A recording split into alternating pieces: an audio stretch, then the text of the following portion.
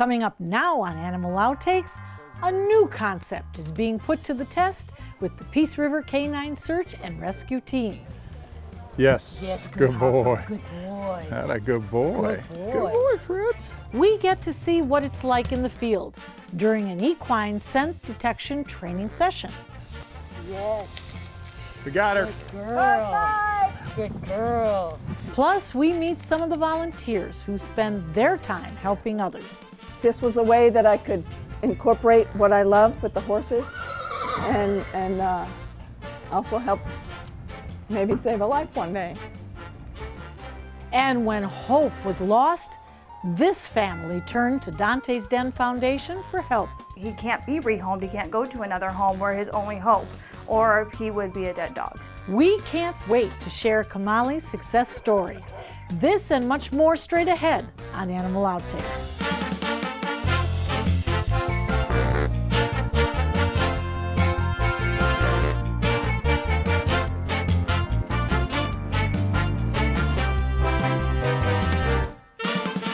Peace River Canine Search and Rescue was established in hopes of helping families find peace. The Southwest Florida nonprofit provides highly trained teams to help find missing or lost people. Their teams assist agencies all over the country in all types of terrain, and now they're expanding their capabilities. We had the privilege of seeing firsthand how equine scent detection can be a game changer in the world of search and rescue. Let's take a look. Papa? And he's going to go through and he's going to put his nose on the one that has the odor on it.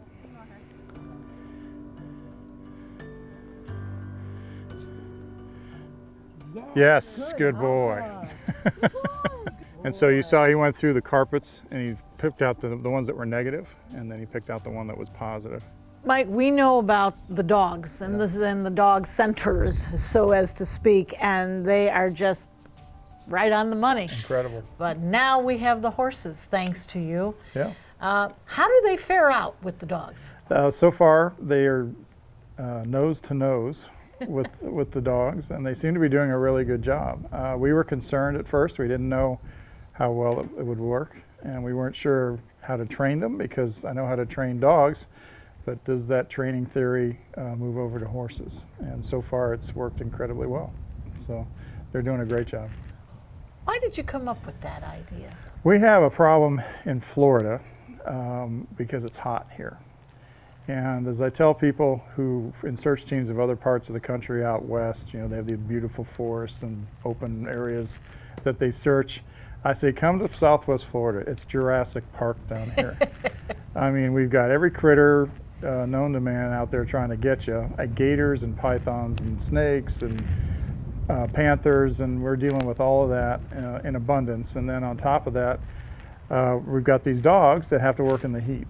And the dogs do a fabulous job. But in the summertime, you know, they'll get one or two sectors where they can search 30 minutes to an hour in these heavy palmetto forests that we have here, and they're cooked, they're done, and they run out of gas, and we got to put them back in their crates, put a fan on them, cool them down, try to recharge them. That takes an hour, hour and a half to do that. So one of the ways that we did that was combating that was by having a large inventory of dogs. So we had the first run team out, 6, 7 dogs in their sectors running, and a sector is a mile square for us, 60 acres.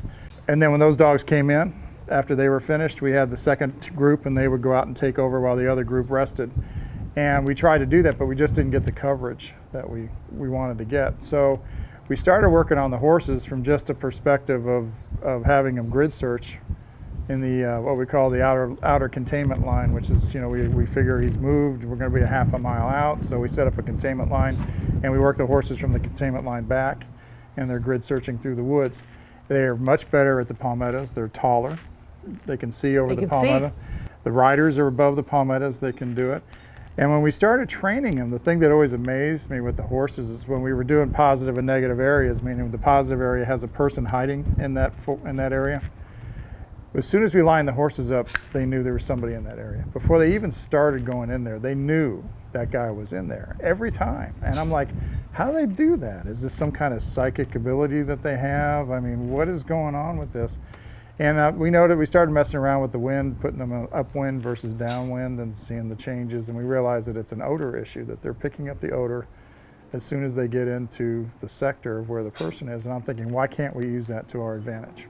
It's really exciting, and horses have a sixth sense. A lot of people don't understand this, but if you put a horse in the field, they can sense danger, a snake, a wild boar, whatever it is. They know there's something there. It's just a sixth sense. And what we're doing is we're fine-tuning that, so to speak. So on the live find stuff, the horses picked up very quickly that they knew the guy was in there. They would walk right up to him on their own. They'd say, hey, he's right here, Mom, here he is, you know, and they did that on their own without us having to really teach it to them. So I thought, well, where we really need the help is in these human remains recovery searches that we do, because there's huge areas, you know, like Ocala Forest and out here, and we need something that can work in a large area. Whereas the dog's good for 30 minutes to an hour, depending on the outside temperature, the horses can go 4, 5, 6 hours, and they can cover a lot of turf. And so we started experimenting with scent imprinting them on human remains, and we found that they were very receptive, and they started working it. So we have them coming up, putting their nose right on the target odor, and showing you right where it is, and they have been loving it. So we've had a lot of fun with it.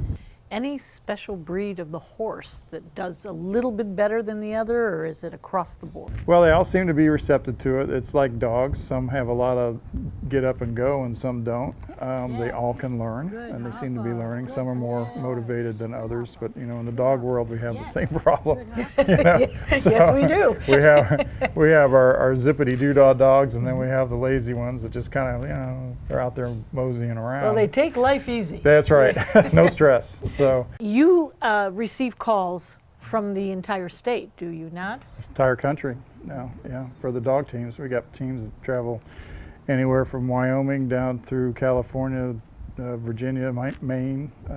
Last year we were about 11 different states working with the dogs. Now, what about the horses? Horses, we're working the horses right now, and we're going to get the horses certified, and then they're going to be as a certified team out there working, and we'll make them available to law enforcement and for use on these recoveries.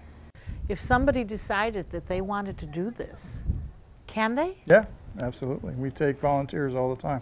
It's entirely run by volunteers. This whole search and rescue in Florida is a volunteer effort. You really need to use rider judgment, because sometimes you're sent to go into a place, and if it's not safe for that horse to go, you need to make that call, because you can't bring a crane into a swamp to get your horse out of trouble. So when we're sent into an area where there's glass or there's hazardous things, you really have to pay attention for your horse. So you have to have an eye for you and an eye for them too. We pay for our own expenses, where we raise money through Peace River as a nonprofit. If we need equipment or we have a certain expense that's coming up, we try to raise the money to take care of those. But most everybody just brings their horses in and tries. The funny thing about the scent part of it was that no one thinks of a horse as a scenting animal. We don't. Right, it's just a riding animal, and it's just something that you take out for a Saturday ride or something, and costs a lot of money to get the shoes done and the teeth done and all that stuff. To say nothing of the food. So the food. Food. And then, but then you say, well, we use it mostly for scent work now, and they're like, what? And you're like, yeah, they're really good at it, and so that just brings a whole nother level of excitement into the horse field, and. So we've had a lot of interest in it lately, and hopefully we'd like to get the unit built up to anywhere between 10 to 20 horses out here. So we know that they have advantages, of course, of height and so on. But what about the nose? Who's got the advantage? Is it the dog? Is it the horse? Or are they even? Well, if we do it just from the basic X-ray, the dog has more scent chambers than the horse does. So we have to give the physical advantage to the dog. I will tell you though, in working him in the field, as far as what we've done so far, I haven't seen one taking advantage over the other. So they really are both good. Now, because of the dog's nature and the dog's desire to please more, we can get more behaviors out of the dog, meaning tracking and and some scent discrimination work. I don't see any reason why the horses can't do that if they wanted to. I just haven't figured out how to teach them how to do that yet. So that'll be the next thing. Because a horse has a sixth sense and a dog has a better nose, they complement each other in a way that makes them a good team. Now, there are a lot of horses that don't like dogs, and they have to learn. Mules especially don't typically like dogs, okay? So we're trying very hard to get them to be friends, so to speak, so they can respect each other and work together. In my life, there's no greater charge I get than working with an animal, you know. And when I started these horses, COVID year was a tough year for us, and we were really not sure whether Peace River would even survive, you know, with all the stuff going on. And we were like, wow, what do we do next? And so we made the decision to work on some of our specialty projects that we wanted to do. And so for me and my mental health and talking about that, working with the horses was a big savior for me, because it got me really doing something that I enjoyed doing, something new, very challenging, very interesting, and to see the animals respond and enjoy the work too was a big thrill for me. So really kind of saved my soul through the whole thing, because it gave me a big boost. At the end of the day, for us at Peace River, it's all about the family, and the family's missing somebody, and we want to get them home. And doing recovery work with the dogs is wonderful, and the dogs are great at it, but they're limited in how much work we can get out of them. And that's where the horses are going to pick up that other stretch and bring them home. So I feel better at the end of the day when we do a search and the horses and the dogs are out there. I feel like we really gave it a good search. And it's a marvelous thing to see. You know, they're definitely part of the team now. Yep. Good girl. Stay there, stay there, stay there. Good Hopper. Good Hopper. Did you see her ears, Mike? Yeah. Did you see her ears and her head snap? Yeah. That was awesome. She really got it. That was awesome. For more information about this program or how you can help, you can log on to their website, PRSAR.org. Coming up next, we hear from the human volunteers themselves. And a little later in the show, we head to Dante's Den Foundation, where trainers are helping make life easier for this little guy. His bad behavior was taking him down a dead-end street. Stay tuned. We'll be back after the break. I think something happened to my family. I'm scared and lonely. What's going to happen to me now? Don't worry, Sonny. Our loving staff at Dante's Den will take care of all your pet needs for the rest of your life. A warm bed, toys, great food, walking, and swimming is all at your paw tips. And if you get sick, there is even a hospital and medical staff to help you get well. Dante's Den, continuing the love. Welcome back. Now we want to introduce you to some of the volunteers who are the heart and soul of the Peace River Canine Search and Rescue. So much credit goes to the selfless animals who help locate missing and endangered people. But we know the humans leading the dogs and the horses can be the driving force of these teams. Ready? Huffa. Go find Huffa. Usually it's law enforcement that brings us in. They need extra help. And the unique thing that we do is bring in trained searchers at a professional level. So when our people hit the ground, they know that they know what they're doing. This isn't work to them. This is a game with a reward at the end. And that's our goal with the horses, is to let them know that what they are going to be taught is a game, and that they get a reward at the end. It's not work. This is Missy. I've had her for, 10 years. About 10 years now. Yeah, we do a lot of riding together, just a lot of trail riding. And Shay came out of Tennessee as a rescue puppy, and we brought her here and hoped that she would become a good search dog. Worked hard, had a rough beginning. She was very aggressive in the beginning. Don't know why. We were told that her mother was very aggressive, and she came from like a kennel. So outside of the kennel, she was afraid. So it was a fear aggression that she has. And we've worked hard to get her over it. And she's done really good. So now she's certified in cadaver and in live find. My personal horse is a retired racehorse, so she's really wired to run, and she will be good at this, but it's going to take a little bit longer to get her focus, her attention, because she's not a food hound so much as some of these other horses are. So depending what kind of search we're going to do, I might not take her, I might ride a different horse. I came from a background of a lot of wilderness and offshore sailing and navigation and riding, competition riding, eventing, dressage, jumping. And I saw this as a way to enjoy the wilderness and take all the skills that I'd spent a lifetime compiling and use it, put it to use. I do ride on the mounted team, but I also have a radio license. I also flank for the dogs. I also do navigation. He trains us in emergency management, first aid. So he really piles the training on, and all of us have that training. So if it doesn't call for horses, we can hit the ground in the boots too. But you know, it's therapy both for the human as well as the animal. Yeah, we've changed so many animals. There's a mule out here that you'll meet who is a Clyde. And he was a mule that had been left for dead. He came in starving, and he has been recycled. And he's doing out here with our horse team now, and he's doing great work. He looks great. He's a fun mule to be around. He's very affectionate. Mules can be better than horses. They're actually smarter than horses, which means you got to be careful about making mistakes with them. But I did a lot of research before I got a mule. I had a rescue pony mule before I got the riding mule.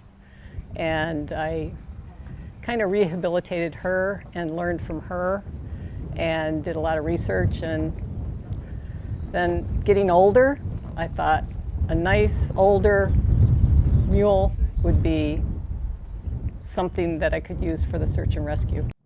I was a farrier for 40 years. I started on the racetrack in 1970. In my little career, I helped horses that had broken bones, leg problems, post-surgeries, diseases like laminitis and navicular, and just went into a whole medical aspect of it. And it's because I cared about them not having a voice, basically, you know, and I learned how to read them when they didn't feel good, how they walked, how they looked, the facial expression. It was very important to me to help them, and people would say, well, how do you know that? I'm not sure how I know that. I feel it. I just know it. I feel like I somewhat have a gift in knowing how they think and how they feel, and it took a long time to get that. Dogs are fight animals, horses are flight animals, so you have to treat them differently. This was a way that I could incorporate what I love with the horses and also help maybe save a life one day. We saw a need to keep searching, because a lot of times the searches get shut down because they don't have any leads or they don't have anything, so we pick it up and we keep going. The families drive us because they don't want to get their loved one back, but it does take a toll on us emotionally, and it certainly has taken its toll on me over the many years that I've done this. And you know, I've been diagnosed with PTSD, so I have to deal with that now as well as some of the other things. And this is it's a tough business. We carry 2 chaplains on the team now. They help us with our emotional stresses, both for the family members and the team members. And it's amazing with the animals too, because they do sense grief, and they do know when something's not quite right. I mean, I've attended a funeral for a little girl, and that was hard, but our dogs are also emotional support for us, and even the equines. More than just your way home, you can dream about it at night, or you can think about it a lot. I think you don't get into this job unless you care, and we end up searching for a lot of people that are somewhat marginalized sometimes by society, a lot of people who have disabilities or have emotional because they're not necessarily accepted, or they have a problem, one kind of problem or another. And the one thing that you really learn is that it's all the same to the family. It's their loved one. And even if other people can say, oh, that person was just this, and not pay attention, in this job, you're going to see it firsthand, so it will affect you. The big thing for me when mom and dad know where their child is that they can heal up now. It's not going to be a great ending. It's not a fairy tale ending, but at least they can heal up because now they know where they are. And all that worry can stop. Then the next case comes down and we're off on to the next case. For more information on how you can volunteer, go to their website. We'll be right back. In this week's segment of Breaking Barriers, we'll introduce you to Kamali. His owners were worried that his aggressive behavior could mean the end of the road. But trainer Sean Hill was not intimidated. See how the right kind of training may have saved this pup's life. He did put teeth on somebody and he did bite somebody, so I couldn't let that go any further. The previous owner was training him to be a guard dog, which I did not know about. It's scary to have him around, people that he doesn't know because he was unpredictable and I didn't know what he would do. So it was scary for me as an owner because I didn't know, is he gonna try to lunge at somebody, try to bite at somebody, so I just wanted, I want to feel comfortable and confident knowing that I know he's not going to do that. If he were to, bite somebody, for the second time or at all again, that he would be a dead dog. And that's another reason why my husband and I haven't given up on him, because we feel he can't be rehomed, he can't go to another home. We're his only hope, or he would be a dead dog. So now here I am, 3 trainers in, and finally found somebody that can help me. So everything we've done with him, it's been hand signals and verbal commands. As you can see, come on, come, hip. I know, we're a little slow. Sit, down. That's a good boy. Oh, there you go. How's this? How's this, huh? Yeah. Big difference from when we first started a month ago. A lot of socialization drills, right? So his big issue was he had no confidence. So anytime he got around people, he'd get a little growly, a little low, and he didn't want to be pet or played with. No, but he's really been great. I mean, the first day took us 2.5 hours to get, in order to get a leash on him. And that was, him learning and us learning at the same time. His behavioral traits, the way he moves, and after 2.5 hours, we haven't had an issue since. So we started by one handler at a time, introducing a new person to him every day till we got up to about 12 different people that have now walked and played with Kamali, and he is doing fantastic. As you can see, it's a totally different young man. It's just, the key is just re-socializing him and getting him used to being around a lot of people. When issues arise with Kamali, if I redirect him by telling him phooey and giving him another command, he stops the behavior that he was actually currently in. And Kamali has learned quite a bit while he was here, really. Sit and down. And we'll redirect him into a new command. And he stops the growlies, he stops all that, so his obedience is impeccable. Right, buddy? Aren't you? Who's a good boy? Who's a good boy? And get that tail going. You get the nubby going? Okay. It has been life-changing, just seeing, how an insecure dog Kamali was to where he's at now. For more information on the training programs offered at Dante's Den Foundation, visit dantesden.org. And we'll be right back. Animal Outtakes is produced by Dante's Den Foundation, a nonprofit group dedicated to creating the best life for dogs. If you would like to learn more about Dante's Den, donate, or volunteer, visit our website, dantesden.org. We hope you had fun and learned a thing or two along the way. We'll be back here again next week with more animals and even more adventures. Until then, thanks for watching. This is Beamer. Yes! And you have worked with, and you have worked with Beamer for a long time. Yes, I have. Yes. But you don't think he's just a tad bit jealous of the horse that you're not working with? No, he's not. He's not jealous. He's just very cocky and hates attention. Does he really? Yeah, I can see that. Stop. It'll be okay.